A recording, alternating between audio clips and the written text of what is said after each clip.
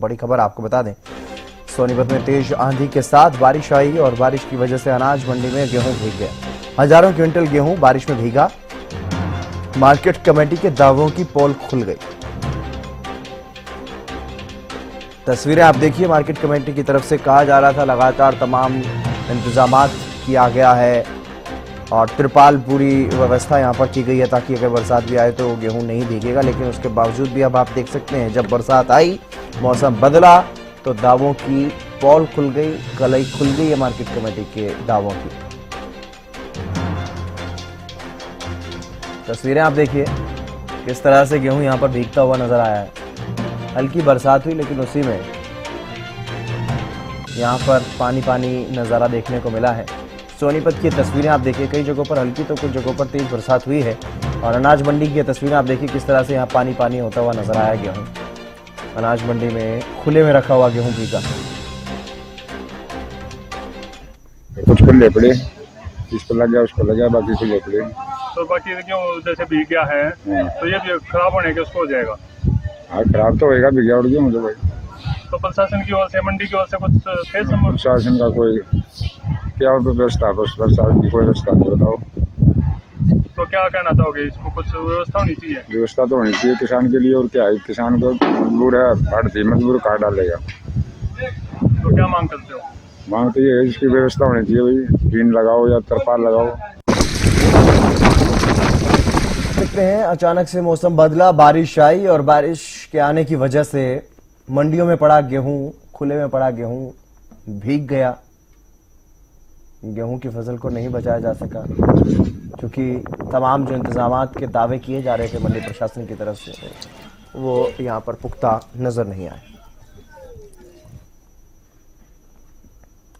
तो हजारों क्विंटल गेहूं बारिश में भीग गया। ये तस्वीरें आप देख सकते हैं, तस्वीरें साफ तौर पर यह बयां कर रही हैं किस तरह से वहां पर इंतजाम किए गए हैं मार्केट कमेटी की तरफ से। अधूरे इंतजामों की वजह से या लापरवाही की वजह से यह गेहूं यहां पर भीगा है। लाजपत हमारे संवाददाता हमारे साथ जुड़ गए हैं अधिक जानकारी के साथ।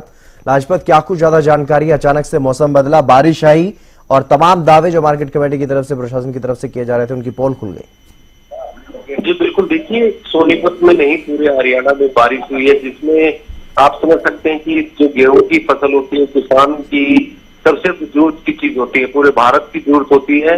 और ये प्रशासन की पोल जरूर खुली है क्योंकि प्रशासन की जिम्मेवारी बनती है कि जब मंडी में गेहूं आ जाता है तो उसको भीगने से क्या अनेक चीजों से बचाना होता है।